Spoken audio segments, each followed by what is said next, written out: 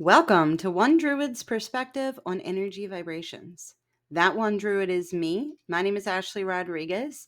I am a member of the Order of Bards, Ovates, and Druids in the Bardic grade, and I am also a member of the local grove, the Highland Oak Nemeton, here in Baton Rouge. So, a lot of what I'm going to say today is colored by my Druidic perspective. Um, but that's just kind of one part of it. I also work a lot from experience. So a lot of my expertise comes from personal experience, and I have 15 plus years of my own spiritual journey and all of the things I've acquired to offer. So that's kind of where my perspective is coming from. Specifically for energy vibrations, there is a huge element of light work in this. One of the first things that I did on my spiritual journey, one of the first things I explored is light working. So I was a light worker for a while, and light workers work a lot with vibrations. So that really gave me a lot of tools to work with vibrations. Going back beyond that, music is a huge part of my culture. Music is a huge part of church and these backwoods churches. If you've ever been, and we have banjos, we have mandolins, we have all of the music. So that's all vibrations. Vibrations and music are the same. So that's kind of my perspective and where I'm coming from. You may disagree with what I say, and that's fine. This is my personal experience. So, how do I actually use vibrations today? So, for me, vibrations have spiritual importance and they have practical importance, right? I can use vibrations to regulate my emotions and ground myself.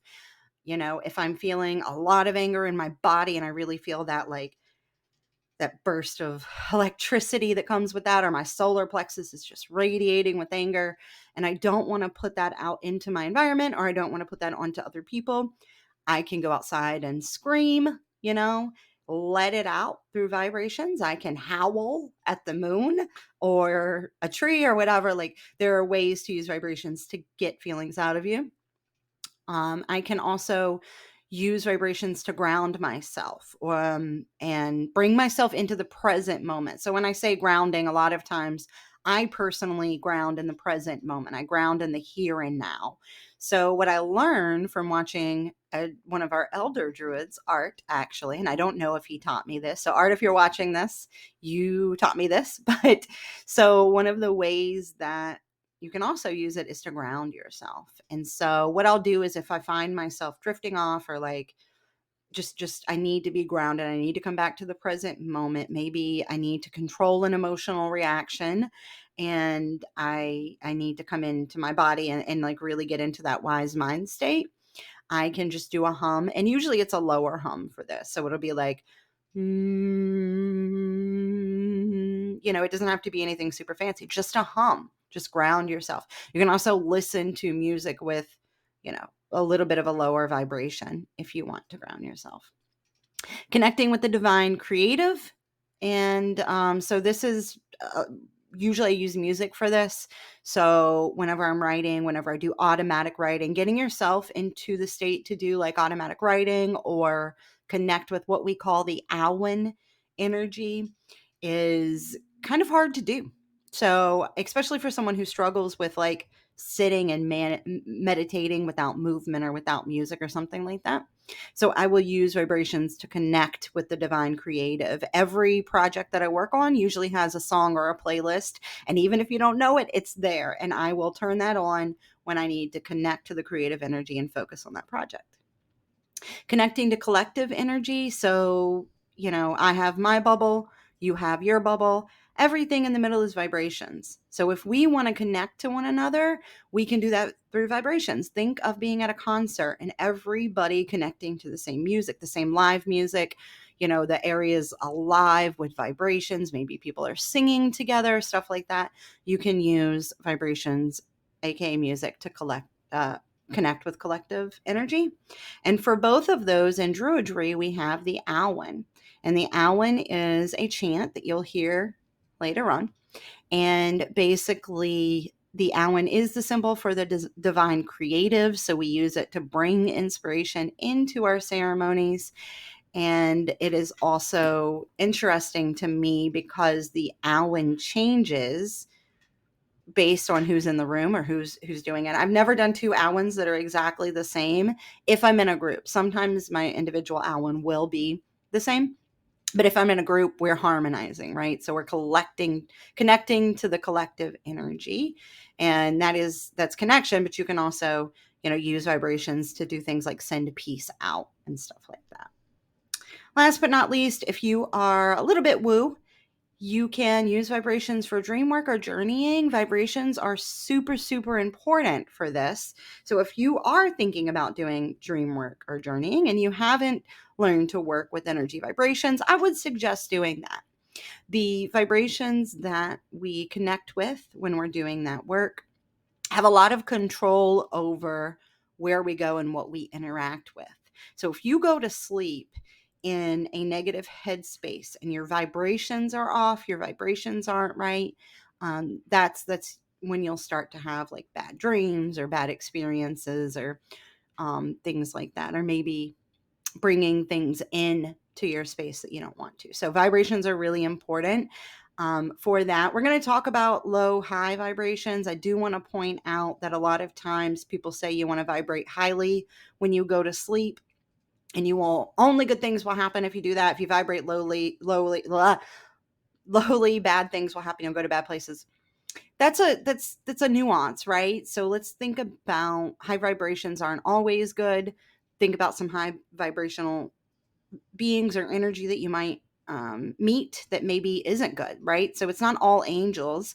We have things like sirens. Sirens are high vibration beings. They vibrate at a high vibration. That's how they pull you in. But you don't necessarily want to connect with them. So being more intentional than high vibration, low vibration, is really important. Also, on the other side of that, low vibration being might be something like the ancient hag, which is a big thing for me. Like people see that as low vibration. They don't want to connect with that. That's a positive low vibration because we're getting ancient wisdom. We're getting just wisdom in general, right? So dream work and journeying vibrations are important. That's a whole subject I could probably talk about low, high vibrations on, but I won't.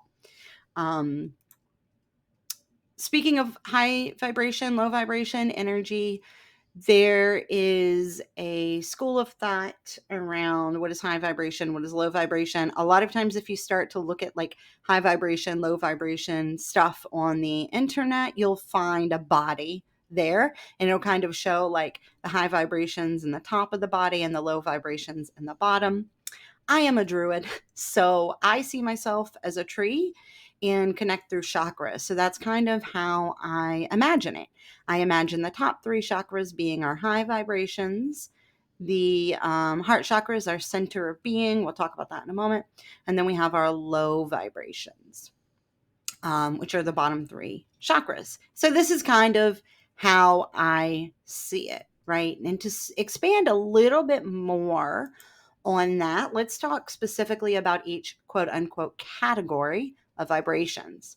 First, we have what I consider the high vibrational chakras, and I call them the creative chakras, completely made up. That's just what I think of when I think of them. So we have the crown chakra, which is where our inspiration and creation comes from. That is where we will receive what I call the Awen energy, right? That creative divine that flows down. A lot of people call it now downloads and stuff like that. Like we're opening up our crown and receiving that divine inspiration. On a more practical note, that is where our knowledge and our thought philosophy comes from. So more practically, if we're in the here and now when we're connecting with our crown chakra, it really is that ability to think strategically or think, think wisely, right? That's our thought philosophy, our critical thinking. That's the word, critical thinking. It's our critical thinking. Next, we have the third eye chakra, which is our insight and our focus, right? If you're doing divination, you'll do a lot of work with your third eye chakra and stuff like that. But it's also practically a center for awareness and self-knowledge. So we can't always think our way into awareness. We have to use our third eye and, look deeper into ourselves or the situation to get awareness and self-knowledge. And really, without that, you can't do anything. If you are not aware, self-aware, then you can't, you're never going to be moving in the right direction. So that's really important. And then we have the throat chakra, which is maybe my favorite one, this and the sacral chakra. This is the bardic chakra is what I call it. And this is where our expression and honesty comes from. On a practical level, it is connection and clarity. This is us expressing ourselves, and we want to, it could be creative, it can be storytelling. This is how we actually connect with the vibrations, right? It can very much also, though, manifest in our relationships as how we communicate with our partners. Are we being open and honest and clear? Are we communicating in a way that is harmful or isn't harmful? What's the deal there? So that's our throat chakra. Next, you have the heart chakra, which is the still center of our being, which is what a druid would call it. It's the center vibration. Now, a lot of times we talk about vibrating at our highest vibration, and a lot of people, will look at this and they'll say our highest vibration is the crown or above. Maybe we're trying to get to something up here, vibrating in our highest vibration. For me, my highest vibration comes from my heart chakra. If I am in my highest vibrational self, I'm vibrating from the heart, I'm vibrating peace, I'm vibrating love. And the Druids, we have a prayer for this, right? And I'm going to say the Druids' prayer for peace. You can stop here and say it yourself if you want. This, for me, feels really good and really puts me in, a loving place if I've fallen off. So I'm going to say the prayer, and then I'm going to do that Awen that I was talking about. So you can join me if you want, or skip this part because you don't want peace in your life. I don't know. All right. So the prayer goes, deep within the still center of my being, may I find peace. Silently within the grove, may I share peace. Gently within the greater circle of humankind, may I radiate peace.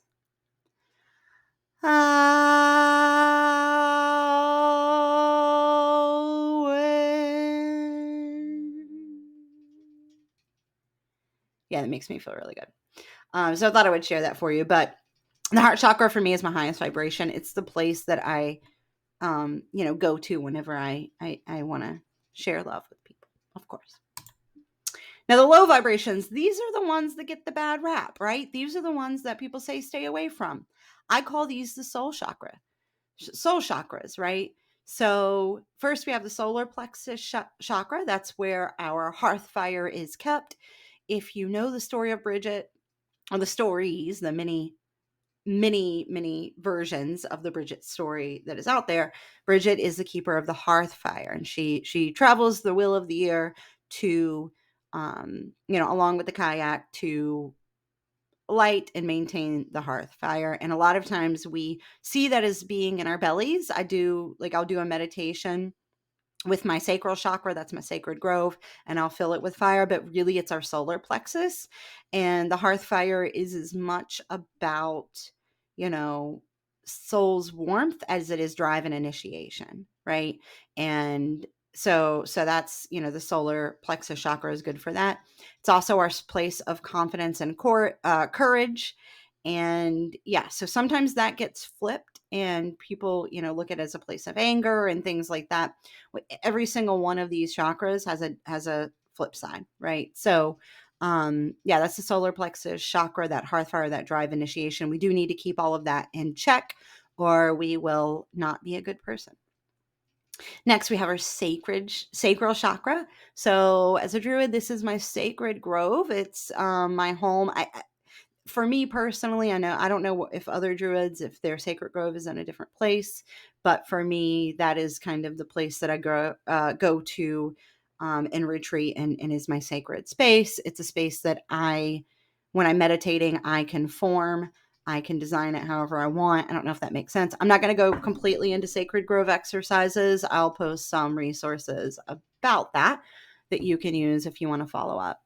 This is also our place of intuition, our gut feeling, right? And then gratitude and compassion. This also comes from our bellies, right? So think about like Thanksgiving. We're feeding ourselves. We're in gratitude when we're full. We're happy, and stuff like that. So that's also sacral chakra, and then root chakra, which is where our stability, our strength, and survival come from, and also where we connect to the ancient wisdom. Now, the root chakra is super important because I personally know how important it is to stay grounded when I'm connecting with higher vibrations, especially.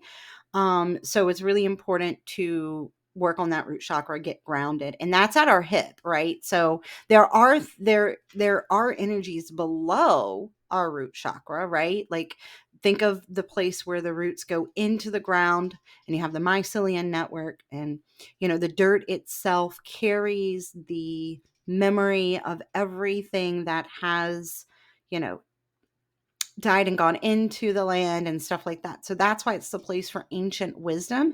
And just like we can pull divine inspiration from the Alwyn, we can connect with the ancient wisdom and pull information up. So this isn't a one-way street. We aren't pulling information down from up and pushing it down always. We can also pull information from our root up, and use that information as well. So it's a two-way street, not a one-way street. We can also connect via our root chakra to the ancient wisdom.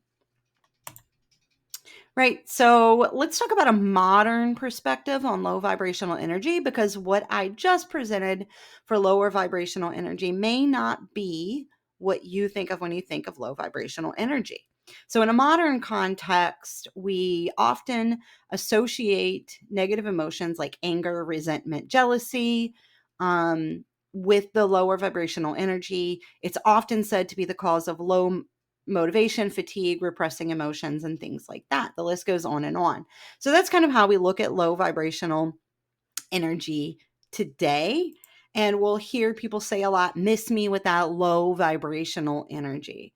And so this is usually said about someone who expresses anger often. And when I say expresses anger, I don't mean somebody saying, I'm angry, let's talk about this, or hey, that made me angry, let's take a break and come back because I want to resolve this. It is somebody who is just leaking anger out into the environment around them. And a lot of this isn't about the lower vibrations, it's about the energy links, it's about energy leaks, it's about just pushing this out into your environment without any care for how it affects other people, or acting inappropriately, having an inappropriate anger response.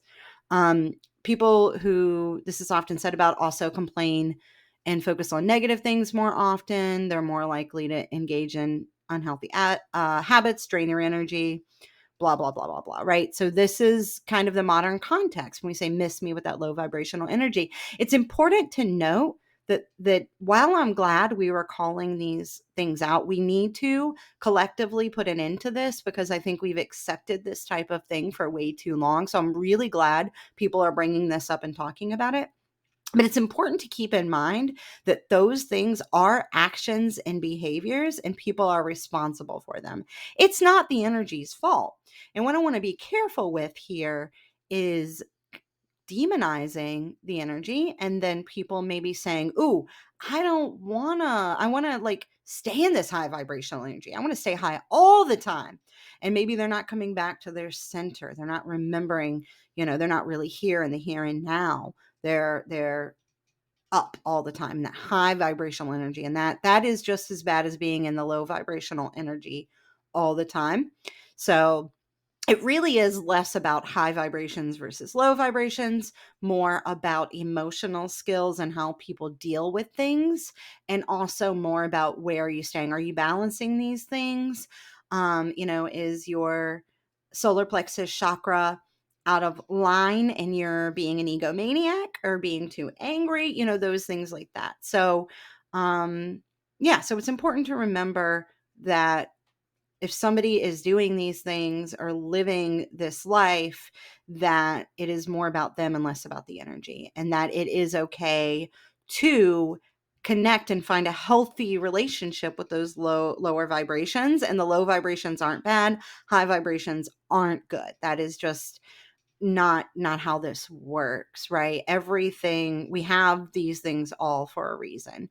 And as long as we, keep a good emotional mind, keep balance, remember to come back down to earth, because when we spend too much time, in the under world, it's not a good word because it's going to make you think something bad, but whether we spend too much time in either elevated state, then we're going to not really have a lot of control over the way that we react at all, because we're not here, we're not present.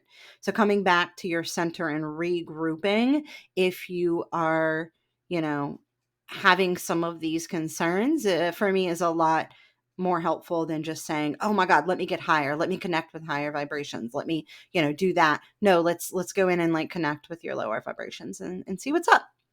Yeah. So that is my 20-minute overview of my perspective and how I work with higher and lower vibrations. I do wish you happy journeying. Remember, your adventure, your rules. If you have a completely different perspective on this, that's fine, right? Like everyone should have their own spiritual paths, and nobody's going to completely agree. So, but I do hope you got something out of this. If you took away one little thing, good.